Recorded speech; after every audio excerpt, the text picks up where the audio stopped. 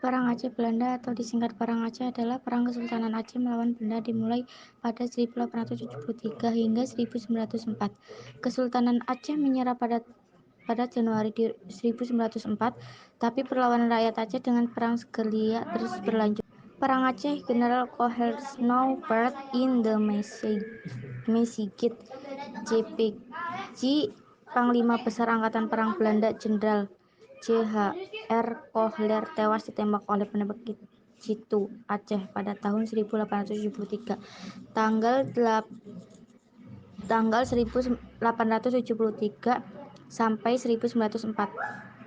1914 sampai 1942 perlawanan sporadis rakyat Aceh sampai hekangnya Belanda.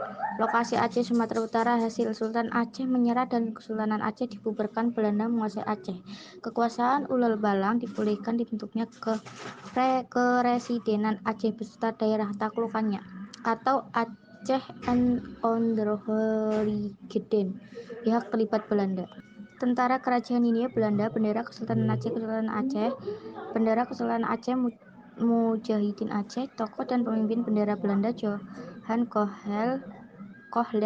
Bendera Belanda Jan van Swisten. Bendera Belanda Johannes Pel. Bendera Belanda Karel van der Heijden atau Wia. Bendera Belanda Henry Demmeny atau Douw. Bendera Belanda Jan Tajov Karel de Moulin. Bendera Belanda Cornelis van Dalen. Bendera Belanda Johan Cornelis van der Wijk. Bendera Belanda Johannes Benedictus van Heudes. Bendera Kesultanan Aceh Sultan Mahmud Syah. Bendera Kesultanan Aceh Sultan Mahmud Daud Syah. Bendera Kesultanan Aceh Tuanku Hasyim Bantam Muda. Bendera Kesultanan Aceh Teuku Imam Leung Bata. Bendera Kesultanan Aceh Habib Abdurrahman Az-Zahir. Bendera Kesultanan Aceh Panglima Polem. Bendera Kesultanan Aceh Teungku Cik Ditiro. Bendera Kesultanan Aceh Teuku Umar. Bendera Kesultanan Aceh Cut Nyadin. Bendera Kesultanan Aceh Cut Mutia. Bendera Kesultanan Aceh Teungku Fakinah. Bendera Kesultanan Aceh Pocout Mauliko. Kekuatan 50.000 tentara Eropa, 23.000 tentara KNIL pribumi, pasukan elit Marechaus, 200.000 Mujahidin Aceh. Korban 37.000 terbunuh termasuk kolera. 60 sampai 70.000 terbunuh termasuk kolera. 10.000 mengungsi.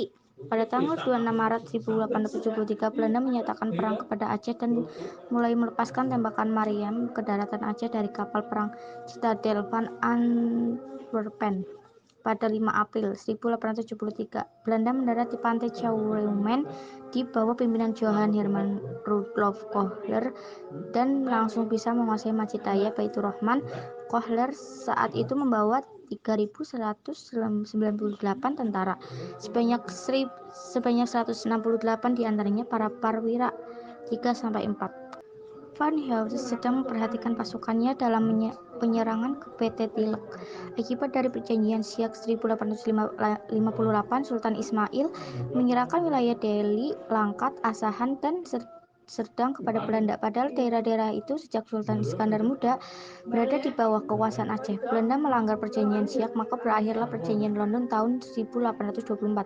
Isi perjanjian London adalah Belanda dan Britania Raya membuat ketentuan tentang batas-batas kekuasaan kedua daerah di Asia Tenggara, yaitu dengan garis lintang Singapura. Keduanya mengakui kedaulatan Aceh. Aceh menuduh Belanda tidak menepati janjinya, sehingga kapal-kapal Belanda yang lewat perairan Aceh ditenggelamkan oleh pasukan Aceh. Perbuatan Aceh ini didukung Britania. Dengan dibukanya terusan Suez oleh Ferdinand de Lesseps menyebabkan perairan Aceh menjadi sangat penting untuk lalu lintas perdagangan. Ditantanginya perjanjian London 1871 antara Inggris dan Belanda, yang isinya Britania memberikan keluasan kepada Belanda untuk mengambil tindakan di Aceh. Belanda harus menjaga keamanan lalu lintas di saat Malaka Belanda mengizinkan Britania bebas berdagang barat kepada Britania. Akibat Perjanjian Sumatera 1871, Aceh mengadakan hubungan diplomatik dengan konsul Amerika Serikat, Kerajaan Italia, dan Kesultanan Utsmaniyah di Singapura. Aceh juga mengirimkan utusan ke Turki Utsmani pada tahun 1871. Akibat upaya diplomatik Aceh tersebut, Belanda menjadikannya sebagai alasan untuk menyerang Aceh. Wakil Presiden Dewan Hindia, Frederick Nicholas Nieuwenhuizen, dengan 2 kapal perangnya datang ke Aceh dan meminta keterangan dari Sultan Mahmud Syah tentang apa yang sudah dibicarakan di Singapura itu, tetapi Sultan Mahmud menolak untuk memberikan keterangan. Perang Samalanga pertama pada tanggal 26 Agustus 1877. Panglima Besar Belanda, Mayor Jenderal Karel van der Heijden, kembali ke pasukannya setelah mendapatkan perawatan pada matanya yang tertembak. Perang Aceh pertama 1873 sampai 1874 dipimpin oleh Panglima Polim dan Sultan Mahmud Syah melawan Belanda yang dipimpin Kohler. Kohler dengan 3.000 sardonya dapat dipatahkan, di mana Kohler menjadi tewas pada tanggal 14 April 1873.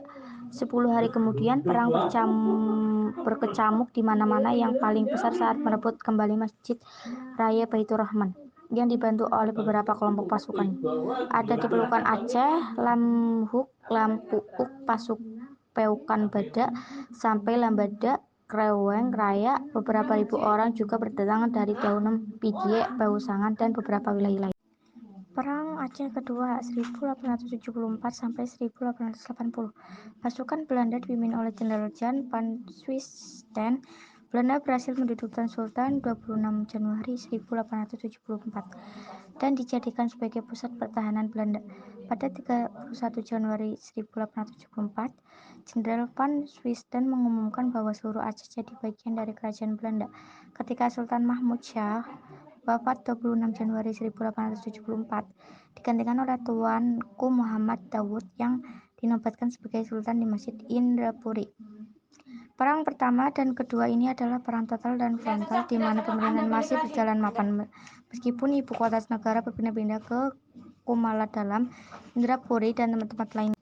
Perang ketiga 1881 sampai 1896, perang dilanjutkan secara gerilya dan dikobarkan perang fisabilillah, di mana sistem perang gerilya ini dilangsungkan sampai tahun 1903. Dalam perang gerilya ini, pasukan Aceh di bawah Teuku Umar bersama Panglima Polim dan Sultan. Pada tahun 1899, ketika terjadi serangan mendadak dari pihak Van der Dusen di Meulaboh, Teuku Umar gugur, tetapi Cut Nyak Dien, istri Teuku Umar, kemudian tampil menjadi komandan perang gerilya. Perang keempat 1896 sampai 1910 adalah perang gerilya kelompok dan perorangan dengan perlawanan, penyerbuan, penghadangan, dan pembunuhan tanpa komando dari pusat pemerintah kesultanan. Christian Snow Horronje pada tahun 1930.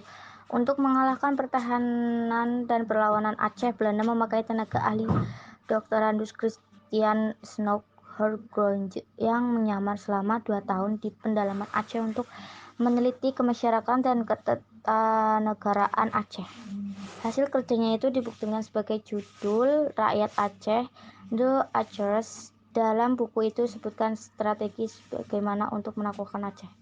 Usulan strategi Snow Horronje kepada Gubernur Militer Belanda Johannes Benedictus van Helmont adalah supaya golongan Keumala, yaitu Sultan yang berkedudukan di Keumala dengan pengikutnya dikesampingkan dahulu, tetap menyerang terus dan menghantam terus kaum ulama. Jangan mau berunding dengan pimpinan gerilya. Mendirikan pangkalan tetap Aceh di Raya menunjukkan niat baik Belanda kepada masyarakat Aceh dengan cara mendirikan langgar masjid, memperbaiki jalan irigasi, dan membantu pekerjaan sosial Aceh. Ternyata sesat Dr. Snow Horronje diterima oleh Van Hodge yang menjadi gubernur militer dan sipil di Aceh pada tahun 1898 sampai 1904. Kemudian Dr. Snow Horronje diangkat sebagai penasehatnya. Taktik perang sunting. Divisi Marsos pertama pada tahun 1892, Kapten Noten dan Letnan Nolteneus beserta Komandan Brigade Teknik Perang Gerilya Aceh ditiru oleh Van Heut, di mana dibentuk pasukan Meronce yang dipimpin oleh Hans Christoffel dengan pasukan Kolonce Macan yang telah mampu dan menguasai pegunungan-pegunungan, hutan-hutan rimba raya Aceh untuk mencari dan mengejar gerilyawan Aceh. Taktik berikutnya yang dilakukan Belanda adalah dengan cara menculikkan anggota keluarga gerilyawan Aceh, misalnya Christoffel menculik Prameswuri Sultan dan Teungku Putra. Pada tahun 1902, Van der Maten menawan putra Sultan, Tuanku Imam. Akibatnya, Sultan menyerah pada tanggal 5 Januari 1902 ke Sigli dan berdamai. Van der Maten dengan diam-diam menyergap Tangsel kembali. Panglima Polim dapat meloloskan diri, tetapi sebagai gantinya ditangkap putra Panglima Polim, Zoetbode, saudara perempuan, dan beberapa keluarga terdekatnya. Akibat Panglima Polim meletakkan senjata dan menyerah ke Loksoma pada Desember 1903. Teknik selanjutnya pembersih dengan cara membunuh rakyat Aceh yang dilakukan di bawah pimpinan Godfrey Grootsaers dan Delen yang menggantikan Van Heut, seperti pembunuhan di Kuto Aceh pada tanggal 1904, tanggal 14 Juni, di mana 2.922 orang dibunuhnya yang terdiri dari 1.773 laki-laki dan 1.149 perempuan. Taktik terakhir menangkap Cut Nyak-Dien, istri Teuku Umar yang masih melakukan perlawanan secara gerilya, di mana akhirnya Cut Nyak-Dien dapat ditangkap dan diasingkan ke Sumedang. Surat Perjanjian Tanda Menyerah Sunting. Sultan Muhammad Daud Shah seketika menyerahkan diri pada Belanda pada tahun 20 Januari 1903. Selama Perang Aceh dan Van telah menciptakan surat pendek tentang penyergapan harus ditandatangani oleh para pemimpin Aceh yang telah tertangkap dan menyerah, di mana isi dari surat pendek menyerah dari itu berisikan Raja Sultan mengakui daerahnya sebagai bagian dari daerah Hindia Belanda. Raja berjanji tidak akan mengadakan hubungan dengan kekuasaan di luar negeri. Berjanji akan mematuhi seluruh pemerintah-pemerintah yang ditetapkan Belanda.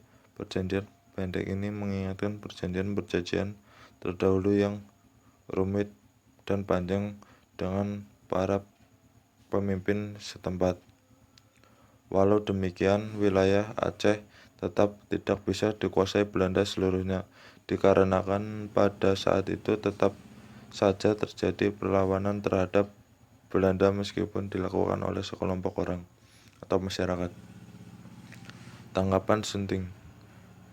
Ketika perang kolonial Belanda di Aceh hampir memasuki seperempat abad, Letnan Kolonel Infanteri Purwanirewan G.B.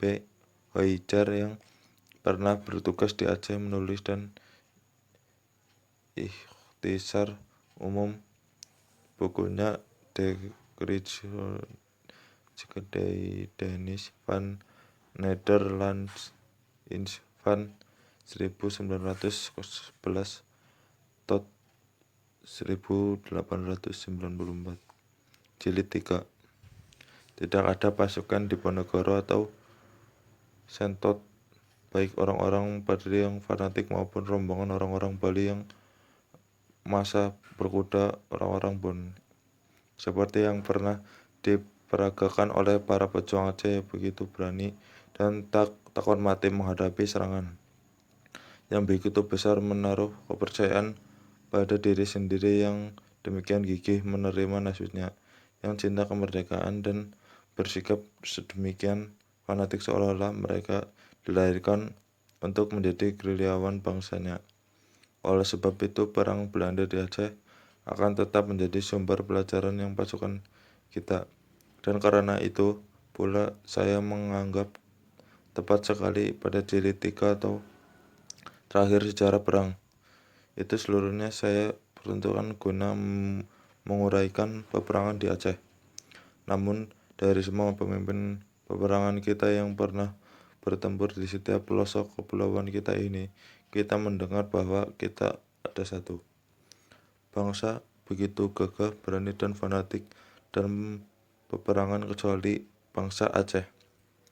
Wanita-wanitanya pun mempunyai keberanian dan kerelaan berkorban yang jatuh melebihi wanita-wanita lain. Perjanjian London tahun 1824. Perjanjian London 1871. Perang Aceh pertama 1876 sampai 1877. Perang Aceh kedua 1898 sampai 1901. Pembantaian Tanah Gayo, Alas, dan Batak. Pertempuran Battle Liek. Perang Diponegoro. Perang Diponegoro berlangsung selama 5 tahun, yaitu pada tanggal 21 Juli 1825 sampai 9 Februari 1830. Perang ini juga dikenal dengan sebutan Perang Jawa. Pada pertempuran ini melibatkan pasukan Belanda di bawah pimpinan Jenderal Hendrik Marcus de Kock yang berusaha meredam perlawanan penduduk Jawa di bawah pimpinan Pangeran Diponegoro. Diketahui juga, akibat perang ini penduduk Jawa yang tewas mencapai 200.000 jiwa, sementara di pihak Belanda korban tewas berjumlah 8.000 jiwa dan 7.000 jiwa serdadu pribumi. Akhir perang menegaskan penguasaan Belanda atas Pulau Jawa dikarenakan Pangeran Diponegoro dibuang ke Makassar. Beberapa sebab yang menjadi latar belakang Perang Diponegoro. Beberapa sebab tersebut yaitu sebab khusus. 1. Pangeran Diponegoro menolak berkompromi dengan pemerintah kolonial. 2. Adanya provokasi dari pemerintah kolonial dengan membuat jalan yang menerobos makam leluhur Pangeran Diponegoro. Sebab umum. 1. Rakyat dibelit dengan berbagai pajak dan pungutan yang menjadikan beban turun-temurun. 2. Pihak keraton tidak berdaya menghadapi campur tangan politik pemerintah kolonial. Hal tersebut terlihat pada pencopotan Sri Sultan Hamengkubuwono II oleh Dendles dan Raffles. 3. Kalangan keraton hidup mewah, tidak peduli penderitaan rakyat.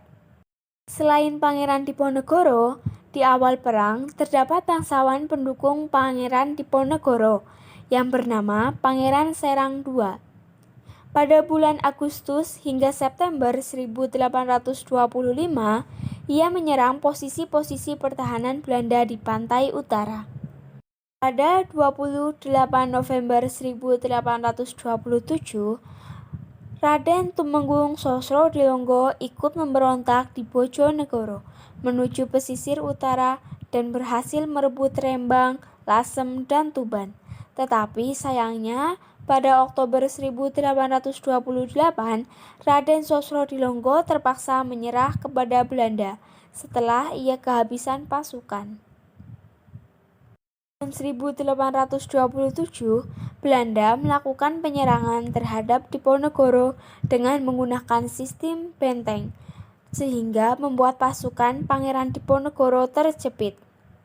Nah, pada tahun 1829, Kiai Mojo, pemimpin spiritual pemberontakan, ditangkap.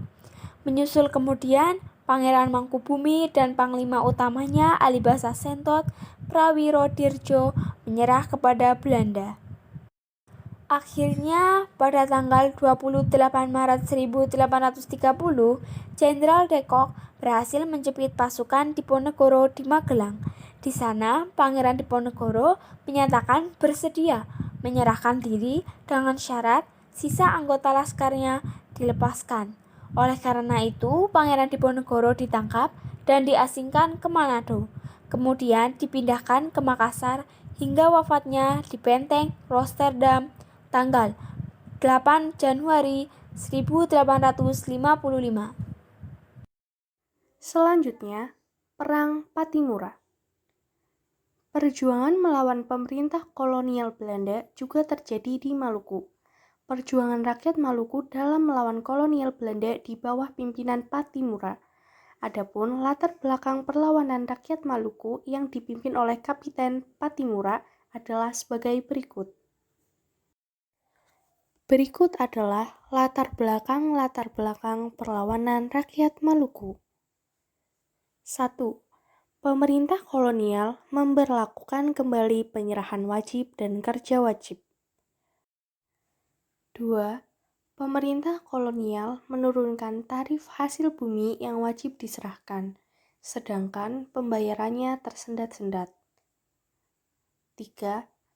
Pemerintah kolonial memberlakukan uang kertas, sedangkan rakyat Maluku telah terbiasa dengan uang logam. 4. Pemerintah kolonial menggerakkan pemuda Maluku untuk menjadi prajurit Belanda. Perlawanan Patimura terhadap Belanda. Perlawanan terhadap pemerintah kolonial Belanda diawali dengan tindakan Kapiten Patimura yang mengajukan daftar keluhan kepada Residen van den Berg. Dalam daftar keluhan tersebut berisi tindakan semena-mena pemerintah kolonial Belanda yang menyengsarakan rakyat. Keluhan tersebut tidak dianggapi Belanda, sehingga rakyat Maluku di bawah pimpinan Kapiten Patimura menyerbu dan merebut benteng Durstit di Saparua. Dalam pertempuran tersebut, Residen van den Berg terbunuh. Perlawanan kemudian meluas ke Ambon, Seram, dan tempat lainnya.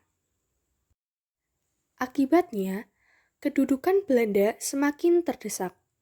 Untuk mengatasi keadaan tersebut, Belanda mengerahkan segenap kekuatannya untuk melawan rakyat Maluku. Akhirnya, pada awal Agustus 1817, benteng Durstit dapat direbut kembali oleh Belanda. Namun, perlawanan rakyat Maluku tetap berlanjut dengan cara bergerilya. Kemudian, kita masuk ke dalam akhir perlawanan Patimura. Perlawanan rakyat Maluku berakhir dengan menyerahnya Kapiten Patimura dengan teman-temannya kepada Residen Lyman Petersen. Setelah Kapiten Patimura dan teman-temannya diadili di Ambon pada tanggal 16 Desember 1817 dihukum mati di depan benteng New Victoria. Mereka gugur sebagai pahlawan dalam membela rakyat yang tertindas. Nah, itulah dia penjelasan singkat tentang perlawanan Maluku yang dipimpin oleh Patimura melawan Belanda. Walaupun akhirnya mengalami kekalahan, tetapi Kapiten Patimura gugur sebagai pahlawan Indonesia. Sekian, terima kasih dan semoga bermanfaat.